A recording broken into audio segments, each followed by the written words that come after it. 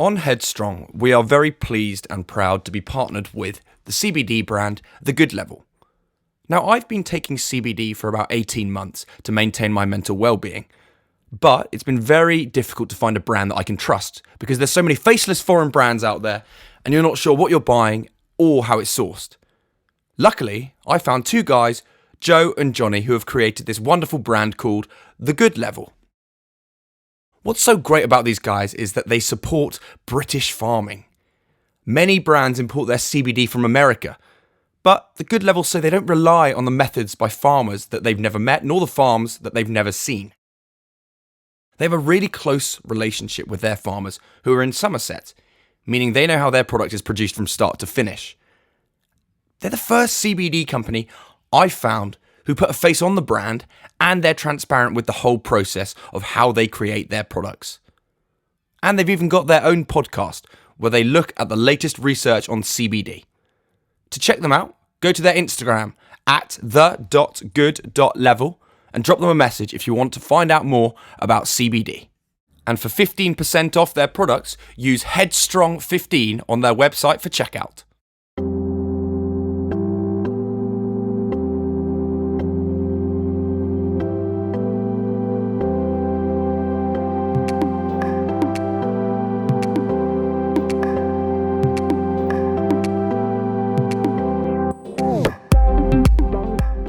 Hello and welcome back to another episode of Headstrong. My name is Louis Strong and I host this podcast. Now, Headstrong is a podcast where I sit down with a number of individuals in the public eye to talk to them about their lives and their careers. But notably, I want to talk to them about their vulnerabilities, to understand what the word headstrong means to them. We are currently in season 6 and it's going very, very well with some wonderful guests.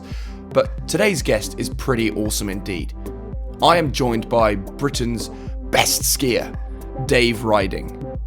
Now, Dave and I had a chat during his off time from last season and before going into the next season to talk about how he got into skiing and indeed his experiences with being on the road on his own and the challenges that he faces day in and day out. So I really hope you enjoy this episode of Headstrong.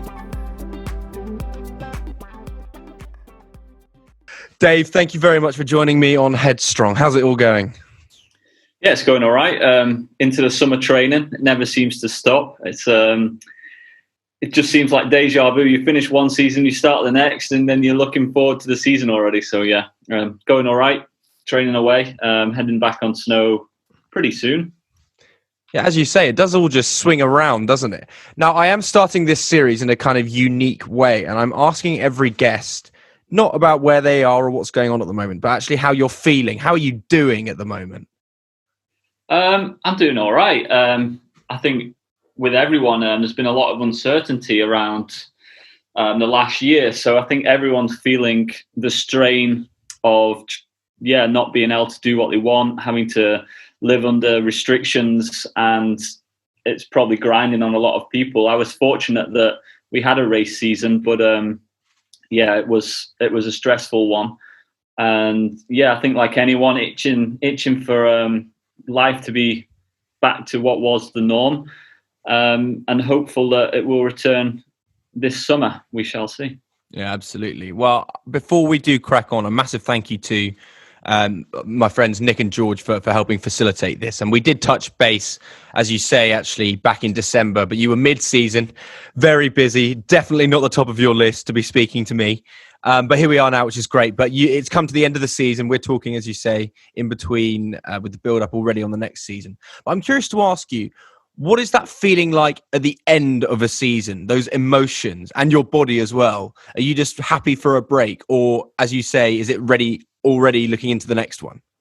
It really depends how the season's gone. Over the years, I'm 34 now, so I've had a lot of different emotions at the end of the season.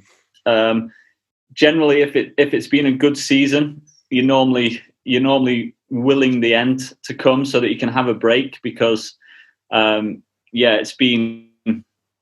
seasons are long. We start in November, we finish at mid-March, and we race quite often. Not most weekends, but we have to make sure that we're in form or as good a form we can be for 4 months. So it's very strenuous. So yeah, by the time that the season end is upon us, emotionally really drained, dealing with the stresses of competing, dealing with the pressures of competing, and you've got to perform. So mentally, it's a long season. Physically, normally okay. You normally, well, certainly now, I tend to pick up one or two little niggles as such, but nothing that's really stopped me performing. So yeah, it's you're longing for the rest. And normally I would try and go away for 2 weeks just to be on a beach somewhere and just chill out. The last 2 years we haven't been able to do that. So yeah, it is a bit different, and it's not easy to totally switch off, because after the season I'm sitting at home twiddling my thumbs thinking, oh, let's start training. And it's not always the smartest thing to do to start training too soon. So yeah, it's getting that balance. But if you've had a bad season, it's normally fuel to the fire and you're itching to get going again. Yeah, I can totally imagine. We will come on to talk about that mentality in greater detail, definitely further through the show. But I'm intrigued to ask you about your physical condition and how you maintain your physicality in the off season, because of course you're not doing what your role is, but you have to kind of still be hitting the gym, doing conditioning. Is that the case? Yeah. I tend to have 2 weeks completely off, and then about 2 weeks where I'm just kind of doing whatever I want in terms of, like, if I fancy going out for a bike ride, I'll go out for a bike ride. If I try and do a gym session once a week so I don't totally lose that and come back to it stiff as hell. But yeah, it's a lot of gym work, a lot of cardio work. With skiing, the race days are like 7 hours long, and while our race runs are only a minute long normally, there's a lot in between. So fitness is really key, and to be able to maintain your focus for the whole day is tough, as well as the body. So yeah, we do a lot of work, gym work, biking, running, all sorts. We do everything really. We're not that specific. We have to do a lot. No, I'm very keen to kind of take this chronologically because it makes the most sense to me. And so I have no doubt you've probably already talked about this a million times in your life, but to the rogue listener of Headstrong listening to this, who's maybe never heard of you, the question is, when did you first put skis on your feet? Maybe I remember my first ski lesson. It was when I was 6.5, Pendle Ski Club in Lancashire. My parents basically said, to come on holiday with us in the winter, you have to learn to ski. We're not waiting around for you. So good incentive to get going. 6.5 years old, went up to Pendle, and I absolutely loved it from the first lesson. I think a lot of it's to do with the instructor at the time, a lovely lady called Jeanette. And I was just itching to get back up there and go again. And it just kind of progressed and went through beginners, intermediate, advanced, and then was invited to the race club up there. And then, coming from a competitive family, everyone seems to be competitive, which is quite exhausting now. But when I was young, I really wanted to try the racing. And while I did other sports, skiing was always like the family's passion almost. My dad had never raced, but he just loved skiing. So that was where the passion was. And so obviously more time was spent skiing than, say, football, even though I loved football. Sometimes I wonder why I chose skiing, but yeah. I mean, you are in a very unique position as a professional athlete here in the UK, because a lot of these sports, as you're talking about there, football, you can go outside and play it. But here, unlike the States, Switzerland, France, Austria, we don't have that luxury to that extent. So was that a challenge for you growing up? Did you see that as a challenge, or was it all you ever knew? It was exactly that, all I ever knew. Fortunately, where I learnt to ski was a members run club. It was very affordable. I think it was £3.50 a session 30 years ago. And ski hire was not peanuts. So it was all I ever knew. I didn't even really know about the alpine world of racing until I was in my early teenage years, which wasn't ideal because it meant I never really started training on the snow until I was 12 or 13. I can't remember, but it did mean I was a bit behind. But it was all I ever knew. I just loved it, and yeah, just in my little dry slope bubble. Did you feel that held you back, or was it just part of the parcel? It was just the way I have done it. It certainly held me back in the sense I was behind. Like when I first started racing international races, I remember being, well, the very first race I did in sort of juniors where you race in all ages, I was 33 seconds behind the winner of the race, who was Noel Baxter at the time. And yeah, when the race is only 1 minute 40 or 50 long, being 33 seconds behind is quite a lot. So I didn't even, I was quite happy with that. I remember counting the Brits ahead of me. There was about 34 Brits ahead of me, and I was pretty happy. I was 34th best junior in Britain as such. So yeah, I was deluded for sure because I just didn't know, but enjoyed it at least. Yeah, for sure. How does one progress then through the junior levels of skiing? So talk to me as if I know nothing, which is probably fairly accurate as well. What are the kind of the challenges of getting through the kind of the route into professional skiing in the UK? Yeah, I mean, I knew nothing as well when I was, say, 16, 17. I joined a club. They would go on ski camps in the school holidays. It was very fun at the time. It wasn't that serious.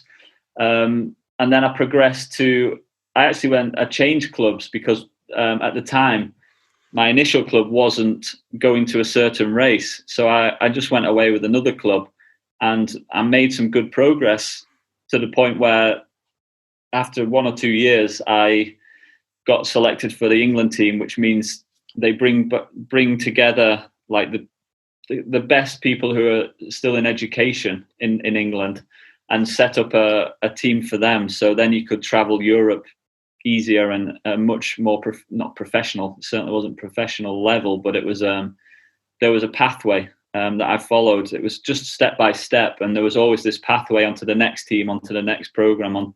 And it's just like any sport, I guess. It's the progression as you go, and you just naturally looking for the next step. So speaking of that progression, then when did it turn from a passion and a hobby into a drive and pursuit of a career? When was that kind of a reality? Well, I was always competitive, and I was always good on the dry ski slopes. So I always had this desire to be a ski racer.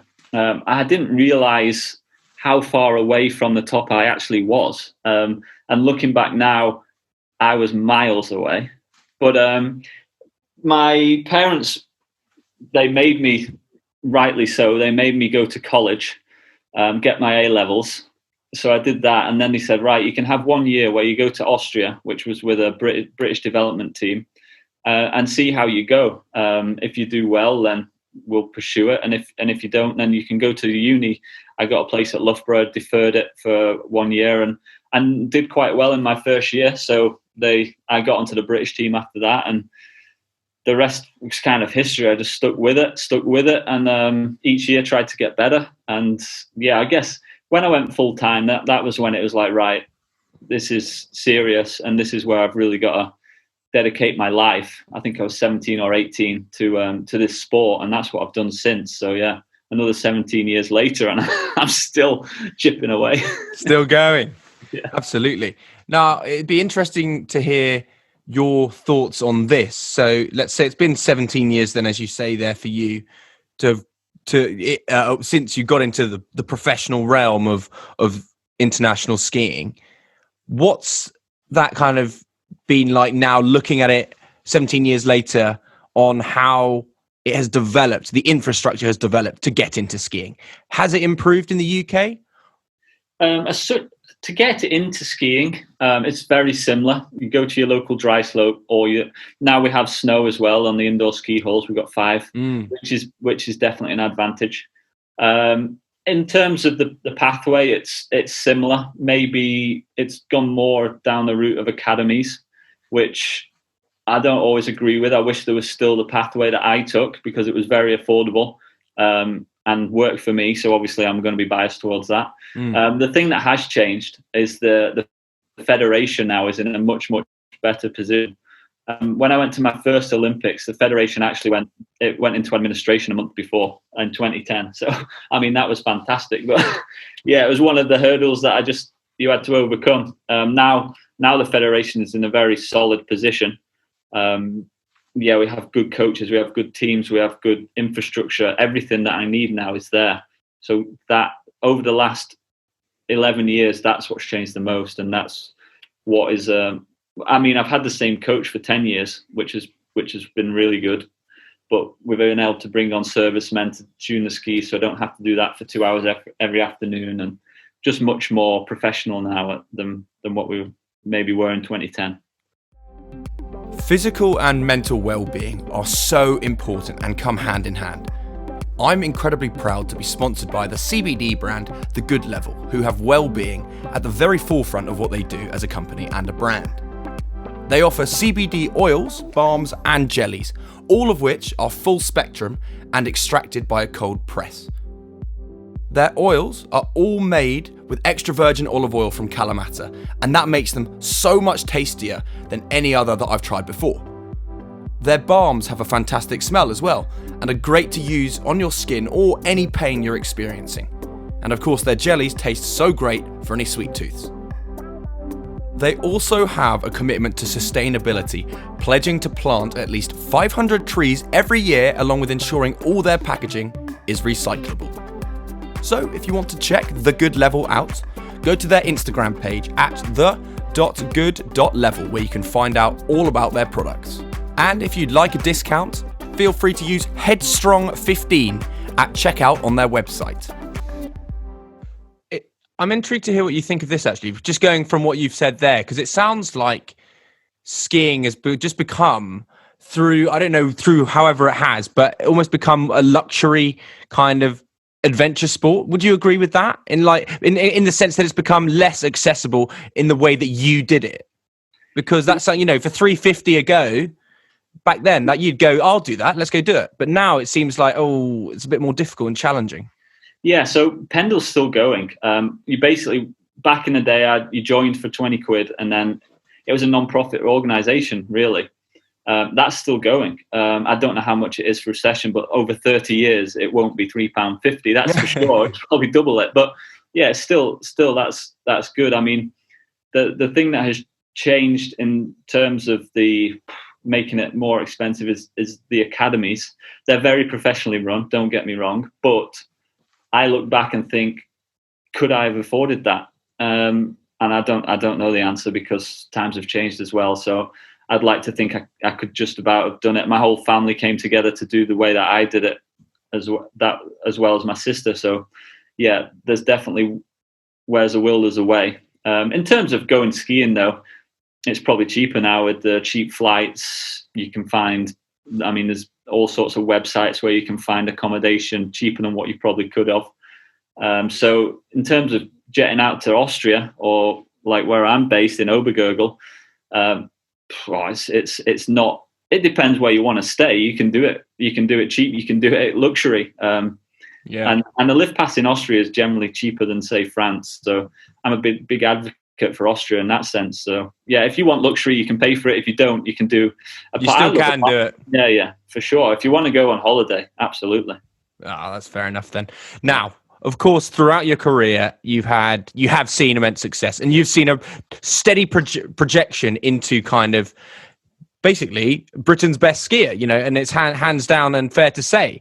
But my question to you is, how do you manage and deal with the outside noise and the pressure that is on you? Because you do have enormous pressure being Britain's best skier, and indeed sometimes Britain's only skier. And the UK are relying on you, because you look at people like Austria, they might have 20 races going. How do you cope with that?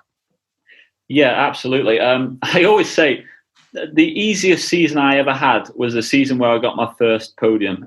Everything was going right. I was improving race after race. Britain hadn't had anyone at that sort of level for 30 odd years getting a podium in World Cup. Alan Baxter was very close. He had a podium at the Olympics and fourth in the World Cup, but it had been quite some time. So the outside ski world as such in Britain was absolutely buzzing. I could feel it every single race on social media, and it was just without being a pun, it was just snowballed, and it was a great season. Once I was at the top, then it became, well, why is Dave in 16th and not in the top 10? Or is Dave going to win this next race? That sort of thing became the norm. And it's then when a few bad races come around and people start questioning my performances, and that's when the pressure comes also from within. You expect more from yourself, the team expects from you, so your sponsors want good results, but that's part of any sport. I'd say that comes from being at the top level, and that's what you've got to learn to deal with. So yeah, I remember 2 seasons after my first podium, I didn't start the season great. I had to say a 12th, which is fine, and a 20 something. And I remember people saying like, I see social media, and I read. It's just natural. You read things, and people were saying like, "Oh, is Dave? Is this it? Has he peaked?" Even after, I was in a race called Madonna, and I really liked the hill, and I was in about 27th after the first run. But I actually had a pretty good first run. It just happened that the piste, which doesn't normally happen, got faster and the light got better. So people from starting in the 40s, 50s were coming into the top 30. Yeah. So a lot of good racers didn't even qualify for the second run. Only 30 qualify. And I remember after the race reading things from after the first run. Is Dave finished? Should he have been on? I'd actually switched models of skis. I've actually gone back now, but I'd switched onto a different brand of skis, and people were questioning me. And I remember standing at the start for my second run, and I would have put my house on a good second run because I knew the hill was good. I knew I was starting good, and I ended up 4th. So, and then it goes from, is Dave finished, to Dave's going to win the next race. It's just nuts. And but with experience, you learn that, you know, this, you can only control what you can control at the end of the day. And people will say, it's not, with social media is great in terms of exposure, but it's crazy in terms of people voicing opinions and things like that. And I think people forget that athletes do read it. I mean, it's more in the media now about, say, the racism and football and these sort of things. But yeah, the social media, while it's great, is also pretty intense, should we say. So how have you learned to manage the social media side of things? Do you have like a rule now where you don't look at it the night before a race or during, or what's the I certainly don't look at it during. I never take my phone really. I just have it on some music. But you end up laughing. It was funny this year. After my podium, someone called me the King Jong-un of British ski racing. It was just like, I actually wrote back to him saying, I don't think you've got the right person here, mate. Because it was nuts. But he was having it was funny. I was like, wow. And then the younger lads were at the race and they were laughing like, you're the King Jong-un of British ski racing. It was crazy. But I'm fortunate not to get abused, really. So I can laugh most of the things off that I've had said. Or doubts. So yeah, I'm fortunate in that sense. But you do read it, but you learn to deal with it. I don't think I would ever learn to deal with such things as racism and things like that. That's a total different subject. But from the doubt, the pressure, the odd weird comments, then you learn to deal with those. So how do you block out that outside noise then? Do you have like specific techniques, or is it just a matter of do not look at it? Because obviously that is difficult in terms of discipline, isn't it? Yeah, I look at it. I'm not bothered. And if most 95%, 99% of comments are positive, so it's totally fine normally, and you can like build from it, take it as motivation and things like that. But yeah, I don't mind looking at it. Okay, from the other side of things then. So there is always going to be the outside noise, the media, the social media side of things that is going to naturally build pressure, whatever. But do you mount pressure on yourself? Are you an overthinker in that kind of regard? Maybe a bit too much pressure from myself. I think it's come from wanting it a lot, putting everything I've got into it, and yeah, naturally wanting to stay at the top. So I'm constantly calculating where my ranking is, or things like that, which a lot of other people don't do, which will relieve some of the pressure. But that's how I operate. And while over the last few years I have had to, or I have tried to change that, in the end, it's just not me. So I just generally, that's me. I put some pressure on myself, but at the same time, try and deal with it as well. You can always be better. And maybe my result this year, I had no pressure because I've not done great in a race before. So I was even doubting if I was over the hill and then I have the podium. So yeah, there's definitely ways I can do things better. But it's doing it bit by bit rather than chunks at a time, because that also doesn't work. No, of course. I mean, there are times in in one's career, generally, regardless of what job you're in, where you're against the wall, you're up against it, you've got to hit deadlines, or you're just in a bad mindset, or you've got to get over your performances. When you do doubt yourself in your job, and then specifically for you with your job being skiing, how do you bounce back from that kind of self-doubt and learn to overcome it? So I suppose the question is, how do you train your mindset to overcome the doubt? I tend to really analyze. If I've had a bad day, I tend to really analyze what's gone wrong, what I've done. You don't become a bad skier overnight, so it's about trying to get a decent sleep and then coming to the next day with 110%, whether it be training or whatever I'm doing, and just going all in. And that's how I'm generally, my coach and my assistant coach generally would agree that if I have a bad day in training, then the next day is normally good, because I'll just go all in. And maybe it takes a bit away from a race coming up if I've exerted a lot, but I try and turn it around as quickly as I can and just go. It doesn't always work, but if you go all in with something, then at least you're giving it your all. Do you have any techniques you do yourself in terms of breathing, or do you use Headspace or Calm or anything like that? No, not really. I just go into my own little world, switch off from the outside or skiing, just simple, just watch something easy, take my mind off things, generally relaxes me. Have a good meal, speak to the girlfriend or fiance, I should say. Yes, you should. Back at home, realize that what I do is quite privileged. Okay, it's hard work, but a lot of people would like to be in my shoes, and 6-7 years ago I would have given anything to be where I am. So putting things in perspective is the most important thing, I would say. And yeah, it's not the end. There's more important things than my skiing. Thinking of it like that, then, yeah. Do you ever think of skiing and then think of alternate careers? Because you might, I'm not saying that you do this, but I've spoken to professional sports people beforehand, and they go, "Oh, do you know what? I could have done this." On those bad days. Do you ever had that thought, or have you actually always thought, "No, I'm going to keep going till the body goes no"?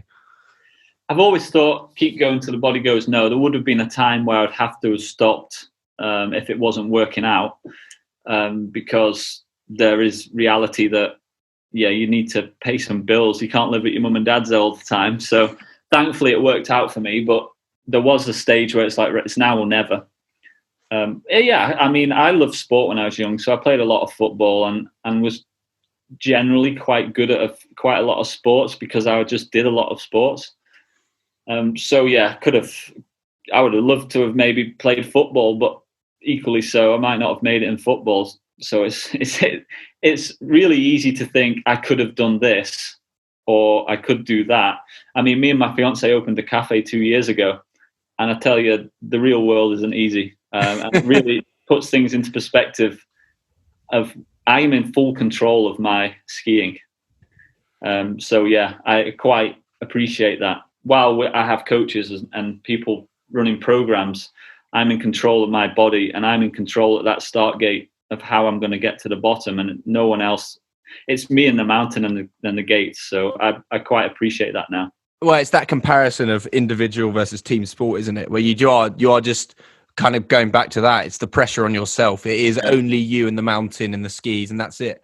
As you say, you can put in everything into place behind the scenes by other people, but on the day, it's you and the mountain. That's that. Yeah, exactly. And while now I've got some younger teammates, I had to do it all on my own until pretty much last year. So yeah, that's powerful to be able on your own, because the program and everything is tailored to you. But on a bad day, you've got to deal with it yourself. Whereas this year, I'd had a couple of bad races coming into Adelboden where I had my podium. The young guys were doing really well in the tier below. They came to the race to race as well, and they came with a good vibe. It really helped me turn my emotions around, and made me think, you know what, these guys are doing great. I would love to be able to do, even if it's 1 or 2 years with them before I have to say enough's enough with my body, to just be part of the team, because I think it's going to be really powerful. Well, that's really interesting then, because something that people probably don't know about skiing is you spend a lot of time on the road. And of course, the season itself, you are away, you're doing camps, you're spending time in hotels, and you are just away from home. And it's, as you say, an individual sport. So how do you cope with being on your own all the time? Are you comfortable as an independent person? And with I mean, you learn to be independent, because there was a year where I did about 270 days on the road. Wow. And if you're Austrian, you can go and train and you can go home. Whereas if you're British, you have to go to Europe, and then you're in apartments and sometimes hotels. But we normally try and do apartments because it's a bit more, you can do what you want, have the meals when you want. So yeah, you learn to become independent. But it's really good when some other guys are around that can bring some energy and bring a good vibe, because then that helps everyone. How do you switch off at the end of the day then? Because you get back, probably have some food, and then do you just, because you're literally probably there on the mountain or near enough. Yeah, you know, snow's going to always be around you. But how do you switch off? What do you do to chill out? You just mong out. You just find yourself doing. The time flies when you've completed YouTube about 4 times. You know, you just switch off, and I tend to probably have an hour where I just watch something that's just easy watching. I'll then do some physical training as well in the afternoon, or you play cards with the team. Yeah, you find ways. Fantasy football becomes the hot topic, and your mood swings on fantasy football the more than what they are in a World Cup slalom. So yeah, it gets intense. Yeah, for sure. Now, obviously, something else that I'm going off here on the road is your partner cannot be with you all the time at all by any stretch of it. And I can only assume that is frustrating. There are moments of elation in skiing and moments of, just being somber in a camp. As amazing and fantastic as your coach and support staff are, do you have a support bubble that you kind of stay in regular contact with, just to make sure that you're checking in and making sure that you're okay?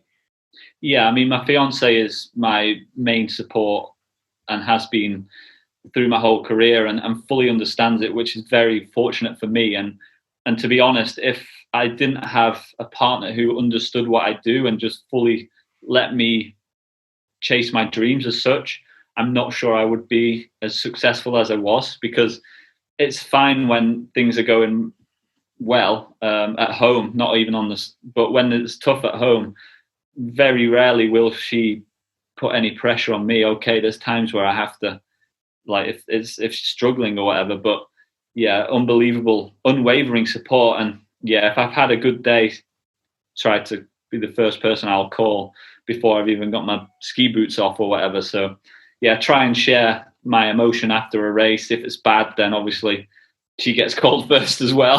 Yeah, sure. And yeah, I'm sure it's quite stressful for her, because she can't do much from the UK. And last year was very tough to get anyone out anyway because of the restrictions, but it's very good to have her at races, because it generally calms me down in terms of, it's just nice to have someone around. Or even when my coach's family's out there, he's got 2 kids. It's just nice to have that around, because it takes your mind off the skiing. It's just nicer. But yeah, it's tough on the road, but at the same time, very fortunate she's understanding of it. So you just said there that she's understanding because she understands skiing. Did you meet? Yeah, on the snow? She's Dutch, and we met ski racing. She doesn't race now, but so she gets chasing your dream as a ski racer, and that's what she wanted to do. Unfortunately, didn't manage it herself, but therefore she kind of gets what I'm doing and appreciates that, yeah, it's my dream. And I keep saying, once we finish skiing, once I finish skiing, once I finish, we'll do this, that, and the other, and I'm still skiing. So it's a big sacrifice from her for me because she lives in the UK as well now. So, yeah. But as you say, she does understand your narrative and your journey at this stage. Exactly. Yeah. So just whilst we were just talking about emotions there briefly, I want to talk about finishing on the high of finishing on a World Cup stage or competing at the Olympics. I can only imagine what those emotions are like. But when you are at the Olympics, how do you learn to just not just go, I am at the Olympics right now? How do you manage to control yourself and your emotions to perform on such a stage with millions watching? Yeah, it's you just try and get in your normal routine that you would have for any other race. There's obviously a lot more pressure. There's a lot more. The spotlight's bigger on you. Yeah, so it is tough, and I do find it a little bit harder to deal with the pressure to perform. But you get your routines, and you just, as soon as you get on the snow, you're in your training routine, or on the race day, you just click into your race routine. So I've raced so many times, go into that routine, and then you just trust yourself. And I was actually thinking at the last Olympics, I was thinking, this is going to be my third Olympics. On the day, I won't be nervous. You rock up at the start because you can't actually ski the course before you race it. You're only allowed to slide through it to look at it. And I remember turning up at the start thinking, yeah, that theory's out the window because I'm absolutely, it's squeaky bum time. Here we go. Yeah. Do you enjoy the experience then? Do you even have time to enjoy the experience? Because you actually have to kind of detach yourself from the significance of the event. Yeah, I wouldn't say I've gone to the Olympics and thoroughly enjoyed it because I'm not there for the opening. My event is always the last event. Yeah. So I'm not there for the opening ceremony. I'm training really hard leading up to it. And I turn up probably halfway through the Olympics already. So yeah, it's very much right. I need to get in my zone, make sure my body's in good shape for, say, the Sunday. Make sure, illness is massive. You don't want to get ill. So many people in one place, it happens. I bet. So a lot of pressure to stay fit, stay healthy, train, and be ready. And then, boom, it's over, and you're going home. And then we're normally racing again a week after in the World Cup, so you just don't have time. That's really interesting. Really, really interesting. Now, you talked there that you've changed equipment suppliers and then switched back again. Are you back now with Dynastar? Is that right? I'm back with Fisher now. So you're back with Fisher. You were. And I've gone back to Fisher. Right. So now I'm interested to ask you, how does this and that choice affect different skiers? How do you choose and become to know what manufacturer to go with? So I was with Fisher for like 5 years. It was everything was working well, but then coming to the end of that, I was doubting myself and maybe the equipment, and it came to me that it was after the last Olympics, and I thought, clear the mind, fresh start, try the other brand. I tested it before I went, and I had one good season and one bad season. Oh, not bad, but I dropped to 14th.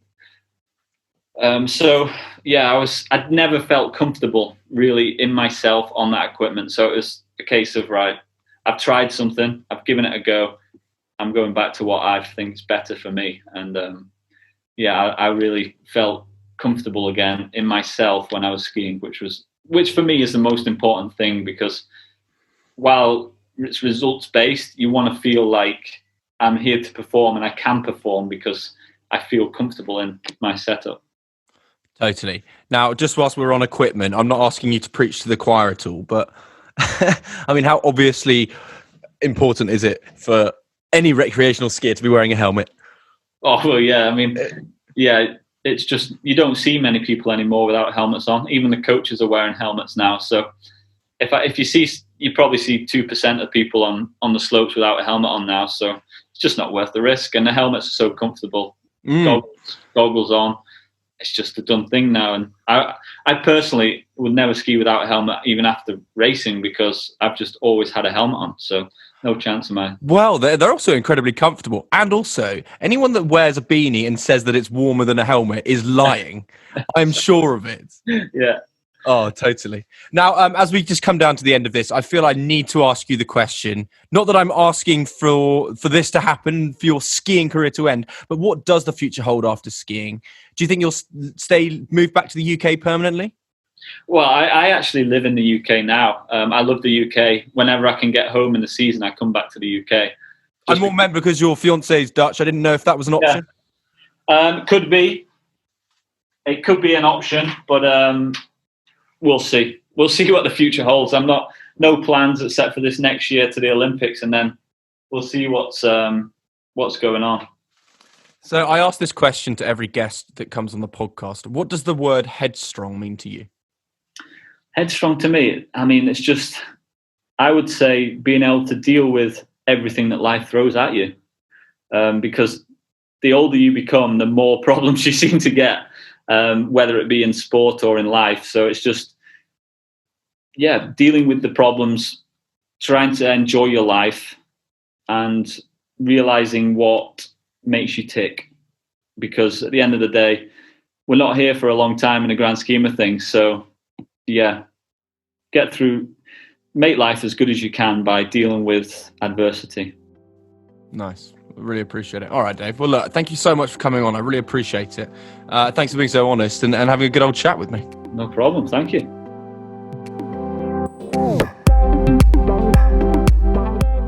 It's great to have teamed up with The Good Level, a British CBD company who share a similar ethos to that of Headstrong. The Good Level co-founders, Joe and Johnny, believe in CBD as it's helped them and their families with their physical and mental well-being. Whether that's using their balms to recover from physical exercise, or using their oils to manage stress and anxiety, or to get a better night's sleep.